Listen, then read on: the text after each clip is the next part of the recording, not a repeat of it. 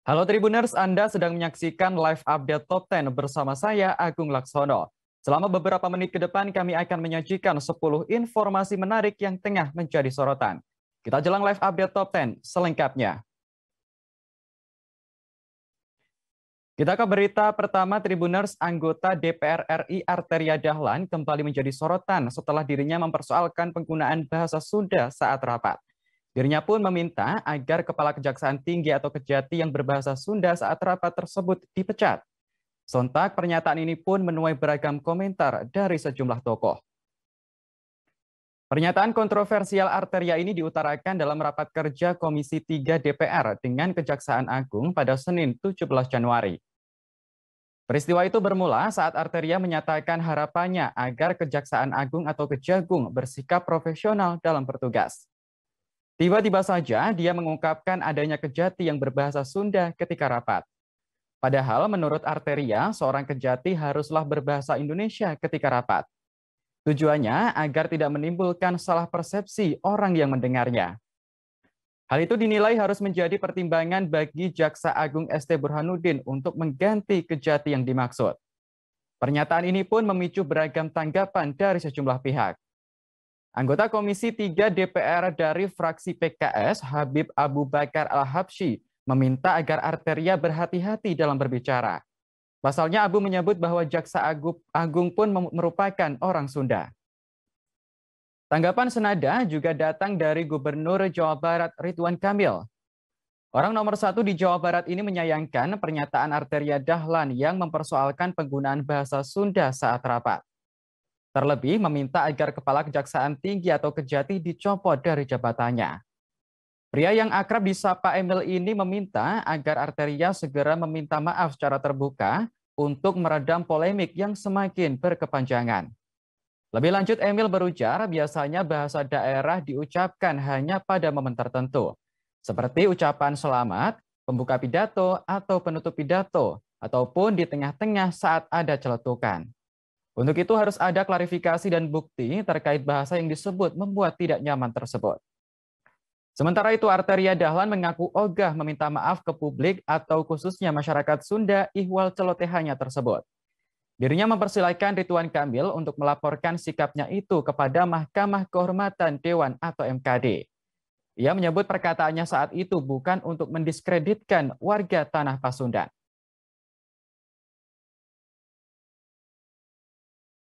Di Padang Sidempuan, sama juga. Kepala dinas juga melapor ke Satgas 53, Pak. Malah sekarang babak belur, dilaporin balik, balas dendam jaksanya. Sekarang diperiksa dan diancam mau ditahan. Ini kan bisa kita pakai konsep yang namanya whistleblower, Pak. Whistleblower di rezim hukumnya internasional, Pak. Dia dilindungi oleh hukum. Dan mudah-mudahan Pak Jaksa Agung bisa membantu. Ini ada suratnya, Pak. Dia udah minta ampun ke kejaksaan. Ini juga, Pak, surat, Pak. Berikutnya udah hampir habis, Pak. Saya minta betul kita profesional. Saya sama Pak JA ini luar biasa sayangnya, Pak. Ada kritik sedikit. Pak JA, ada Kajati, Pak, yang dalam rapat, dalam raker itu ngomong pakai bahasa Sunda. Ganti, Pak, itu. Kita ini Indonesia, Pak. Jadi orang takut kalau ngomong pakai bahasa Sunda, ntar orang takut, Pak, ngomong apa, dan sebagainya itu, Pak. Ya, kami mohon sekali yang seperti ini dilakukan penindakan tegas, ya. Ya. Kita beralih ke informasi berikutnya, Tribuners. Melonjaknya kasus varian Omikron di Indonesia mendapat perhatian khusus dari Presiden Joko Widodo. Tercatat hingga Rabu 19 Januari, total kasus Omikron di Indonesia mencapai 882 kasus. Jokowi pun mengimbau agar masyarakat kembali bekerja dari rumah dan tak pergi ke luar negeri. Dalam keterangan persnya, Jokowi meminta agar masyarakat mewaspadai tren kenaikan kasus Omikron ini. Meski begitu, masyarakat tidak perlu bereaksi secara berlebihan.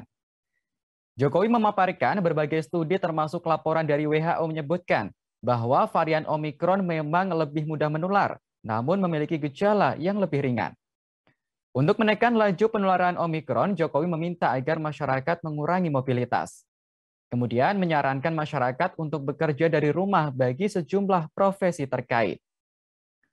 Selain itu, Jokowi juga meminta masyarakat tidak bepergian ke luar negeri untuk keperluan yang tidak esensial. Mengingat penularan Omikron di tanah air didominasi oleh pelaku perjalanan dari luar negeri. Salah satu upaya yang saat ini dapat dilakukan untuk menekan penularan COVID-19 yaitu dengan mengikuti vaksinasi dari pemerintah, termasuk suntikan dosis ketiga atau vaksinasi booster. Lalu Jokowi juga tak henti-hentinya berpesan agar masyarakat selalu disiplin menerapkan protokol kesehatan. Di sisi lain, Kementerian Kesehatan kembali merilis data terbaru kasus Omikron di tanah air. Tercatat hingga Rabu 19 Januari, total kasus Omikron di Indonesia mencapai 882 kasus. Hal ini diungkapkan oleh juru bicara vaksinasi COVID-19 Kementerian Kesehatan RI, Dr. Siti Nadia Tarmizi. Dari jumlah tersebut, 649 kasus berasal dari pelaku perjalanan luar negeri dan 174 kasus merupakan transmisi lokal.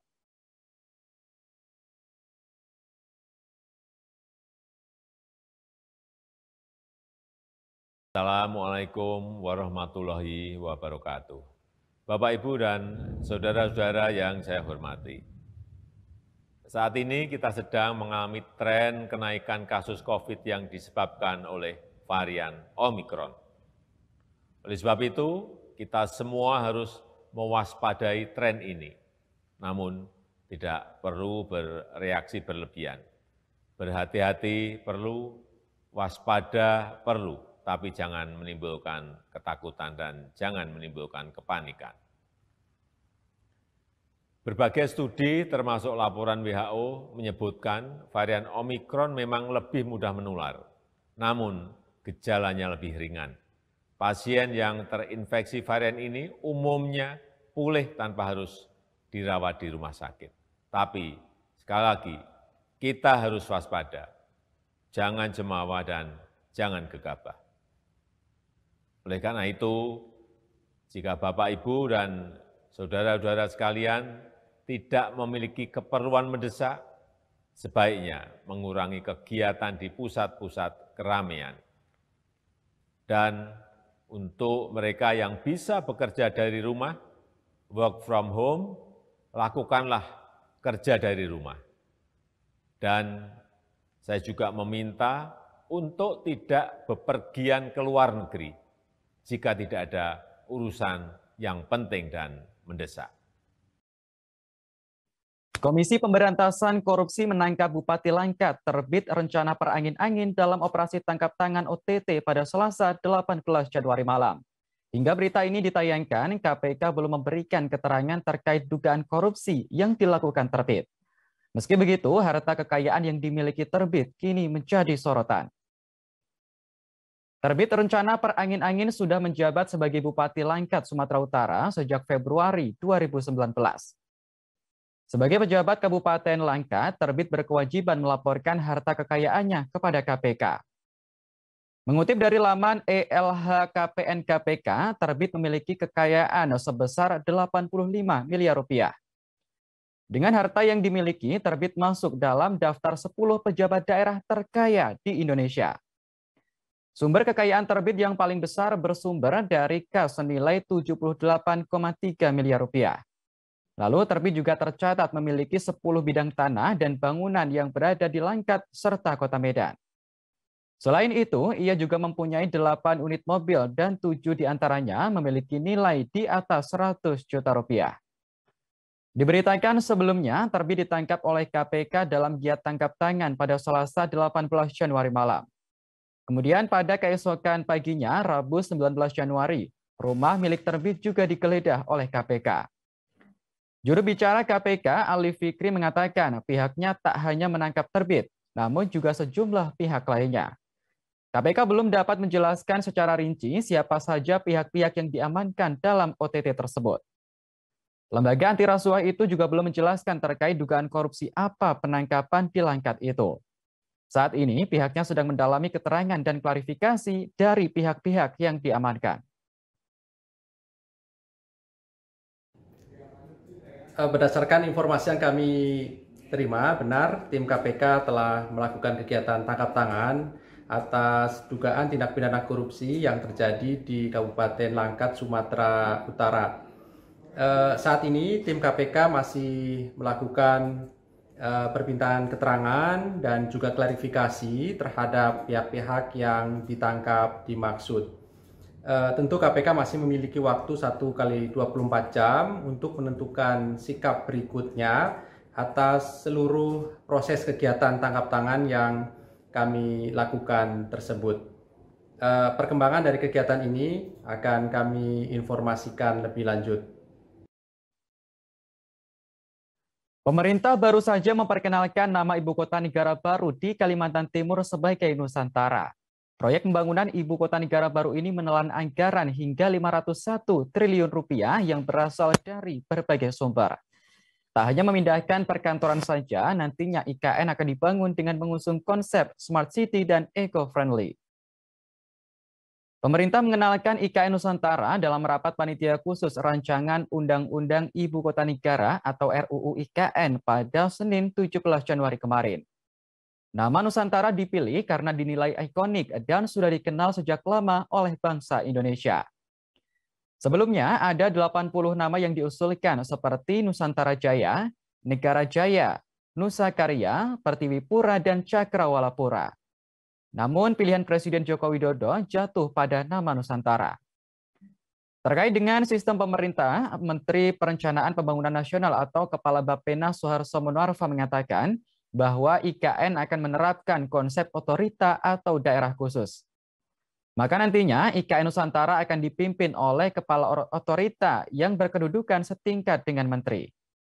Pimpinannya pun hanya bisa ditunjuk dan diberhentikan oleh presiden saja. Artinya tidak ada pemilihan umum untuk memilih kepala daerah IKN secara langsung oleh penduduk IKN. Meski begitu, kekhususan IKN akan berbeda dengan daerah lainnya, yakni tidak memiliki Dewan Perwakilan Daerah Kekhususan. Sementara itu, infrastruktur bangunan IKN dirancang dengan mengusung konsep Smart City dan Eco-Friendly. Pemindahan kantor pemerintahan pun akan dilakukan secara bertahap. Setidaknya dalam pembangunan IKN ini menelan anggaran hingga 35 miliar dolar Amerika Serikat atau setara dengan 501 triliun rupiah. Pemerintah pun akan melakukan penawaran kerjasama investasi dengan berbagai pihak. Skema pembiayaan proyek diutamakan melalui sistem KPBU, yakni 252,5 triliun rupiah. Kemudian investasi swasta dan BUMN atau BUMD sebesar 123,2 triliun rupiah dari total kebutuhan pembiayaan pembangunan fisik. Di luar itu, pembiayaan pembangunan IKN akan ditanggung oleh APBN.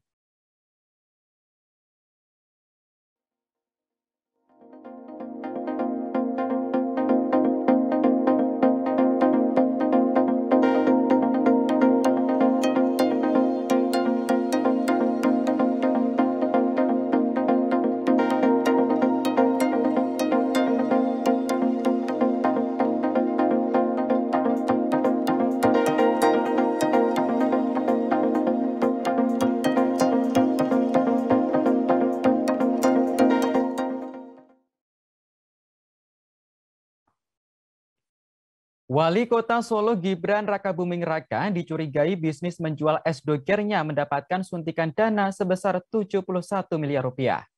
Kecurigaan tersebut datang dari pakar Information Technology IT, Sebi Nota Slimboy. Menanggapi hal itu, putra sulung Presiden Jokowi itu pun angkat bicara. Gibran bereaksi atas tuduhan terhadap dirinya yang menerima suntikan dana sebesar 71 miliar rupiah. Suntikan modal itu dilakukan oleh Alpha JWC Ventures ke perusahaan startup minuman milik Gibran.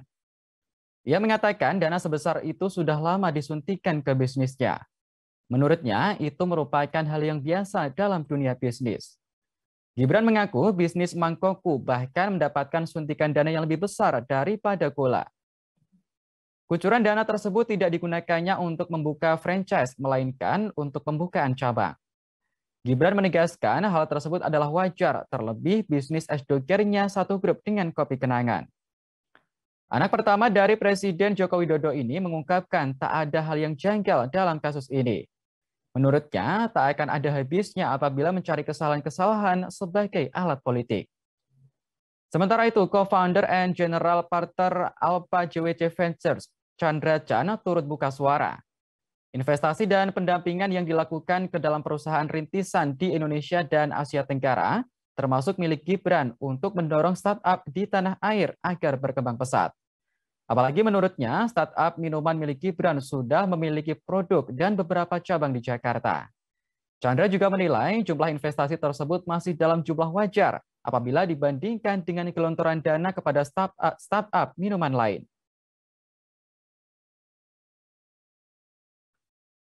Trending. Dan itu kan udah lama. Kalau lagi diliputi saya. Ada pengamat itu yang mulai jadi heran kan bisnisnya baru dibuka kan udah dapat gelontoran dana banyak gitu Mas. Baru kita semua kok. Ya, kalau masalah itu kan dari VC, venture capital ya kayak gitu cara kerjanya beda.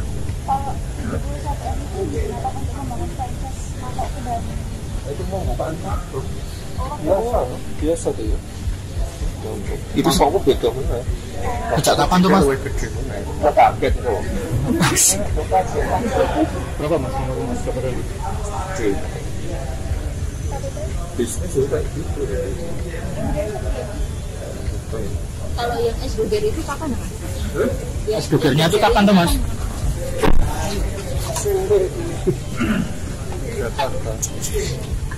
Jadi emang ya ini loh, kalau janggalnya opo itu loh. Nah, golek-golek kesalahan loh, alat politik ya ranonkan.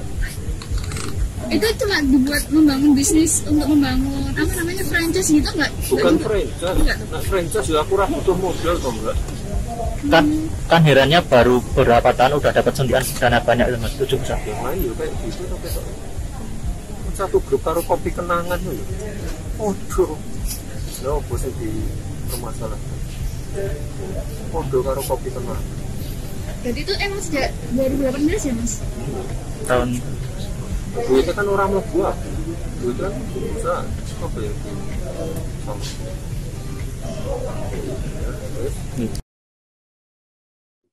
Nama Haruna Sumitro hingga saat ini masih ramai diperbincangkan lantaran mengkritik pelatih Timnas Indonesia Sintayong.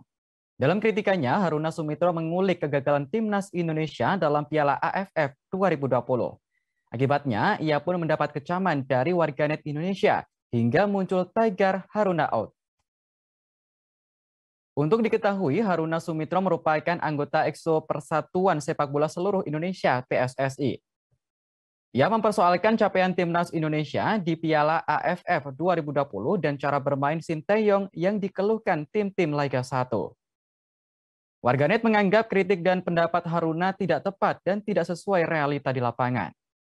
Akibatnya, tagar Haruna out trending di Twitter sebagai bentuk keraguan atas kredibilitasnya sebagai anggota EXO PSSI. Haruna Sumitro pun tidak tutup mata dengan fenomena yang terjadi.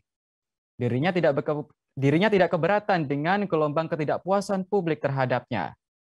Haruna juga sedikit menyindir karena banyak di antara kritikan justru menyinggung dirinya secara personal.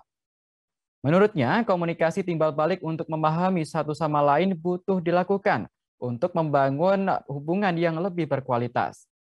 Namun jika sudah menjurus ke arah personal, menurut Haruna, kritik warganet sudah keluar dari jalur kebijaksanaan dan intelektual. Sementara itu, gelombang ketidakpuasan warganet kepada Haruna Sumitro memang sudah terlanjur tak terkendali. Pihak-pihak dekat Haruna bahkan tidak luput dari serangan warganet. Seperti yang terjadi kepada salah satu tim Liga 1 2021-2022 Madura United. Bahkan saking derasnya serangan dari warganet, manajemen tim Madura United sampai mengeluarkan pernyataan bahwa Haruna sudah tidak memiliki jabatan di timnya. Sebab posisi manajer Madura United sudah diserahkan kepada Rahmat Darmawan, bukan lagi dipegang oleh Haruna Sumitro.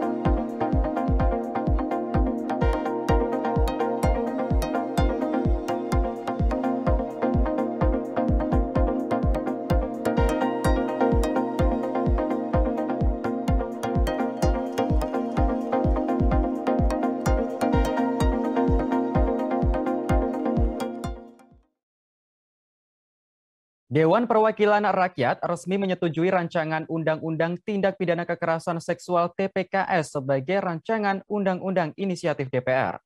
Keputusan ini diambil setelah mendengar pendapat dari 9 fraksi yang mayoritas setuju RUU TPKS ditetapkan sebagai usul DPR. Dari 9 fraksi yang menyampaikan pandangannya, hanya fraksi PKS yang tetap menolak keputusan tersebut. Hal ini diketahui dalam rapat paripurna ke-13 DPR RI yang dilaksanakan pada Selasa 18 Januari kemarin. Setiap fraksi diminta untuk menyampaikan pandangannya terkait RUU TPKS. Namun hanya fraksi PKS yang tidak setuju RUU TPKS ditetapkan sebagai usul DPR RI. PKS berpandangan RUU TPKS tidak membahas secara komprehensif terkait muatan tindak asusila, khususnya soal perzinaan dan penyimpangan seksual. Namun hal itu bukan berarti PKS tidak setuju dengan adanya RUU TPKS tersebut. Ketua fraksi PKS DPR RI, Jasuli Juwaini menjelaskan, kejahatan seksual itu meliputi kekerasan seksual, seks bebas, dan juga seks menyimpang. Hal ini jelas-jelas bertentangan dengan Pancasila, Undang-Undang Dasar 1945, norma agama, dan juga adat ketimuran. Sehingga ketiga poin itu harus diatur secara bersamaan dalam sebuah undang-undang yang komprehensif tentang tindak pidana kesusilaan. Menurut Jazuli, tindak pidana kekerasan seksual jangan sampai dipisahkan dengan kejahatan seksual lainnya. Hal ini bertujuan agar pencegahan dan perlindungan terhadap korban bisa berlaku efektif dan maksimal. Ia sangat menyayangkan RUU TPKS tidak mengakomodir usulan pengaturan yang komprehensif tersebut. Sehingga bukannya memperkuat upaya penghapusan kekerasan seksual dan perlindungan korban, tetapi justru menimbulkan bias tafsir karena seks bebas dan menyimpang tidak dikenai sanksi pidana. Sebelumnya, Ketua DPR RI Puan Maharani menjelaskan, setelah RUU tersebut sah menjadi inisiatif DPR, pihaknya akan membahas bersama pemerintah. Meski begitu, pembahasan akan dimulai setelah Presiden Joko Widodo mengirimkan surat presiden atau surpres ke legislatif. Pasal-pasal yang mengatur tentang delik kesusilaan tersebut, pasal 284, pasal 285, dan pasal 292 KUHP. Kelima, fraksi PKS juga mengusulkan agar penyusunan materi muatan dalam RUU TPKS ini harus disesuaikan dengan RKUHP, terutama berkaitan dengan ketentuan tentang norma larangan perzinahan dan penyimpangan seksual. Keenam, fraksi PKS menilai bahwa dasar pemidanaan dalam RUU TPKS ini masih menggunakan tolak ukur hanya dengan adanya kekerasan atau ancaman kekerasan saja, sehingga belum komprehensif untuk menjangkau tindak pidana perzinahan dan penyimpangan seksual. Pimpinan dan anggota DPR RI serta hadirin yang kami hormati, berdasarkan catatan kami tersebut terhadap rancangan undang-undang tentang tindak pidana kekerasan seksual, dengan memohon taufik Allah Subhanahu wa Ta'ala dan mengucap Bismillahirrahmanirrahim, kami, fraksi Partai Keadilan Sejahtera, menolak rancangan undang-undang tentang tindak pidana kekerasan seksual untuk ditetapkan sebagai RUU usul DPR RI. Bukan karena kami tidak setuju perlindungan terhadap korban kekerasan seksual, terutama kaum perempuan, melainkan karena RUU TPKS ini tidak memasukkan secara komprehensif seluruh tindak pidana kesusilaan yang meliputi kekerasan seksual, perzinaan, dan penyimpangan seksual yang menurut kami menjadi esensi penting bagi pencegahan dan pelindungan dari kekerasan seksual. Sekali lagi, bukan karena kami tidak setuju perlindungan terhadap korban kekerasan seksual, terutama kaum perempuan. Demikian pendapat fraksi Partai Keadilan Sejahtera ini kami sampaikan. Semoga rapat paripurna hari ini memperoleh kesimpulan yang terbaik sebagai ikhtiar kita untuk menyusun undang-undang yang komprehensif, memberikan perlindungan berkaitan dengan tindak pidana kesusilaan. Semoga Allah Subhanahu wa Ta'ala meridhoi dan mencatat ikhtiar kita bersama dalam rapat ini sebagai bagian dari amal terbaik kita untuk kemajuan bangsa dan negara Indonesia tercinta. Atas perhatian pimpinan dan anggota DPR RI, serta hadirin sekalian, kami ucapkan terima kasih. Pemerintah telah mengeluarkan kebijakan satu harga untuk minyak goreng menjadi Rp14.000 per liter. Kebijakan ini diberlakukan mulai Rabu 19 Januari 2022. Hal ini disampaikan langsung oleh Menteri Perdagangan Muhammad Lutfi dalam keterangan persnya pada Selasa 18 Januari. Lutfi berujar kebijakan ini berlaku untuk seluruh minyak goreng, baik kemasan premium maupun kemasan sederhana. Dengan begitu, seluruh kemasan minyak goreng harus dijual Rp14.000 per liter mulai Rabu 19 Januari. Lutfi menyebut awal pelaksanaan kebijakan harga minyak goreng satu harga dimulai dari retail modern yang menjadi anggota Asosiasi Pengusaha Retail Indonesia APRindo. Adapun untuk pasar tradisional, pihaknya menyebut diberikan waktu 1 minggu. Lutfi juga mengatakan pemerintah tak segan untuk memberikan sanksi bagi produsen yang nekat menjual produk di atas Rp14.000 per liter. Sanksi yang disebutkan Lutfi berupa pembekuan atau pencabutan izin produksi minyak goreng. Tak hanya itu, semua pihak yang melakukan kecurangan penyelewengan minyak goreng akan dibawa ke meja hijau.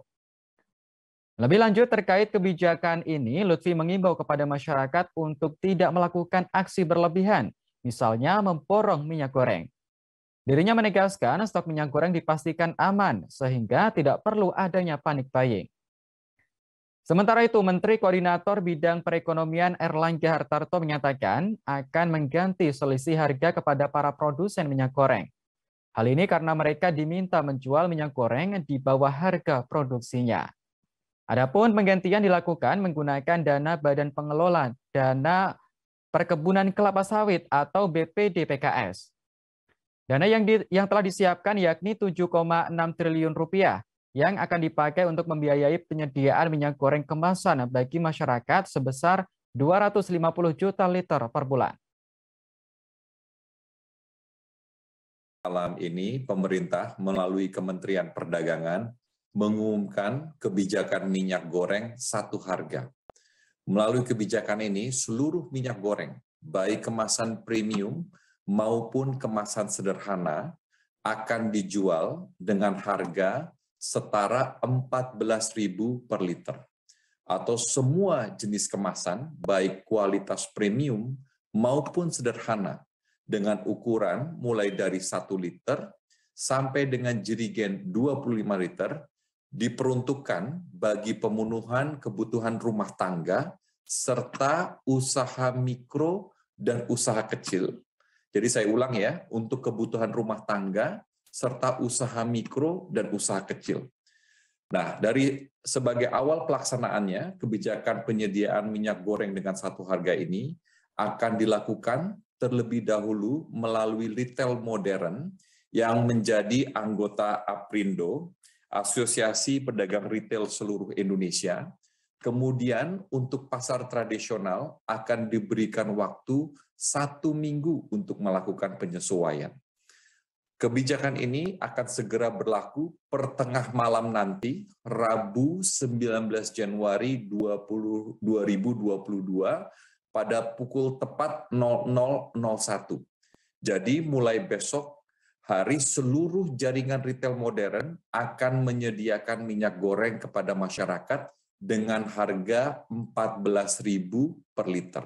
Saya ulangi, jadi mulai besok pada pukul 00.01, seluruh jaringan retail modern akan menyediakan minyak goreng kepada masyarakat dengan harga Rp14.000 per liter.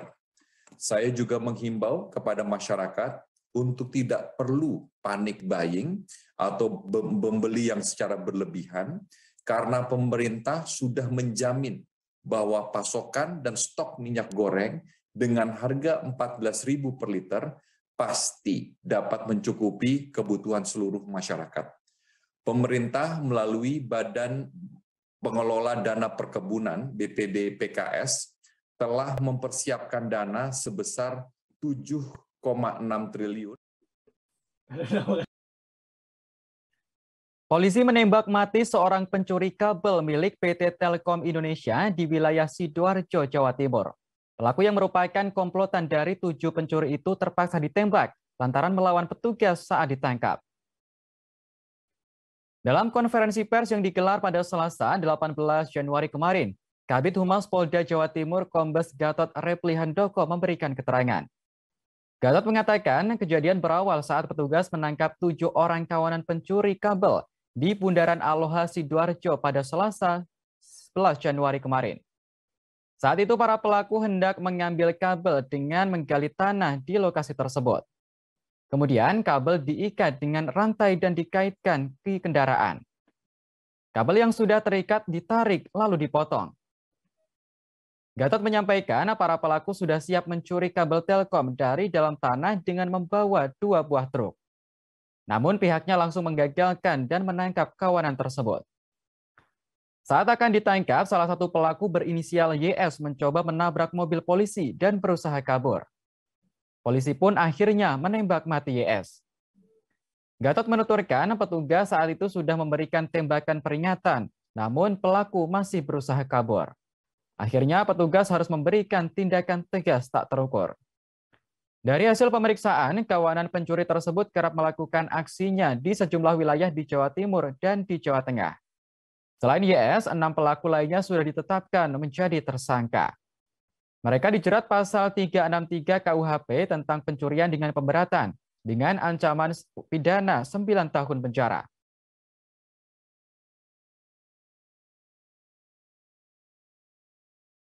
Dari hasil analisa tim penyidik, kelompok ini adalah kelompok Lampung. Ya.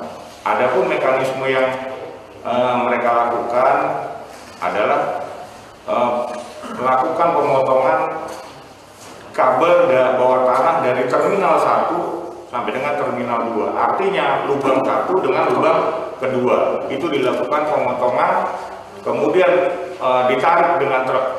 Sehingga kabel yang jaraknya hampir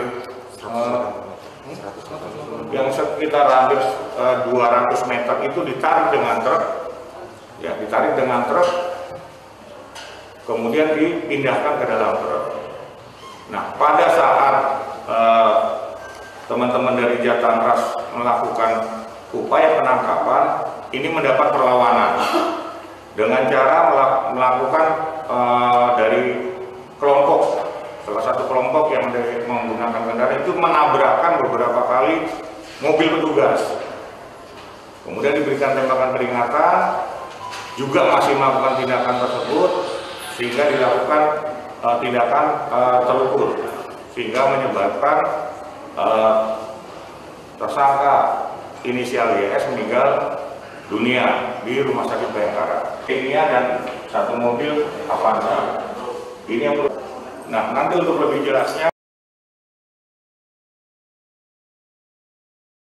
Baru-baru ini video Dorce Gamalama yang meminta tolong kepada Presiden kelima RI Megawati Soekarno Putri menjadi perbincangan. Artis senior tersebut memohon kepada Megawati untuk dibantu biaya pengobatannya di rumah sakit. Meski begitu disebutkan bahwa saat ini Dorce sudah mendapat bantuan dari sejumlah pihak. Hal ini diketahui dari video yang diunggah oleh Dorce Gamalama melalui akun Instagramnya pada Selasa 18 Januari. Dalam video itu, Dorce mengatakan bahwa ia pernah menghibur Megawati sebelum menjadi wakil presiden hingga menjadi presiden RI. Artis multitalenta ini meminta agar Megawati memperhatikan kondisinya saat ini yang tengah sakit. Ia juga berharap agar Megawati ataupun perwakilannya bersedia datang dan memberikan bantuan untuk pengobatannya. Terkait viralnya video tersebut, kerabat Dorce Gamalama, Hetty Sunjaya, memberikan penjelasan. Hetty membenarkan bahwa video tersebut dibuat oleh Dorce sendiri menggunakan ponsel milik Dorce. Meski begitu, ia tak mengetahui persis alasan Dorce membuat video tersebut. Hetty berujar dirinya tak dapat melarang tindakan Dorce karena takut mempengaruhi kesehatan sahabatnya itu. Lebih lanjut, Hetty juga mengungkapkan bahwa Dorce sudah menerima bantuan dari rekan artis tanah air hingga Menteri BUMN Erick Thohir. Menurutnya, besaran dana yang diterima juga sudah cukup untuk biaya pengobatan. Diberitakan sebelumnya, Dorce Gamalama sempat dilarikan ke Rumah Sakit Pertamina RSPP lantaran kondisi kesehatannya menurun. Menurut kerabat dekat, Dorce menderita hipoglikemia atau kekurangan gula darah dan demensia Alzheimer. Menteri Badan Usaha Milik Negara Erick Thohir saat itu turut menjenguk Dorce semasa dirawat di rumah sakit. Beberapa rekan artis seperti Ruben Onsu, Sule, dan lainnya juga sempat terlihat mengunjungi Dorce, baik saat dirawat di rumah maupun di rumah sakit. Saya pernah menghibur Ibu Megawati sebelum beliau jadi wakil presiden. Setelah beliau jadi presiden, saya minta bantuan kepada Ibu Megawati atau stafnya. Bu, tolong saya Bu, terserah Ibu, bantu saya untuk berobat Bu, minta tolong ya Bu. Makasih Ibu Megawati, terima kasih banyak Bu, terima kasih. Assalamualaikum. Baik Tribuners, informasi tadi sekaligus menutup jumpa kita dalam live update Top 10 kali ini. Jangan lupa untuk terus perbarui informasi Anda di kanal YouTube Tribun News. Saya Agung Laksono pamit undur diri. Terima kasih dan sampai jumpa. Jangan lupa like, subscribe, dan share ya.